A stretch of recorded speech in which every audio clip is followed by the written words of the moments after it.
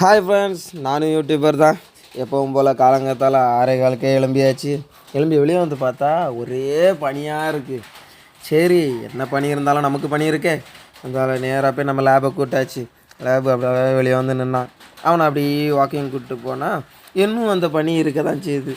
சரி, நமக்கும் பனி இருக்குதுன்னு சொல்லிட்டு நேராக போனால் நேற்றுக்கு ஒரு இடத்துல கிண்டி வச்சுருந்தேன் விதை போடுறதுக்கு.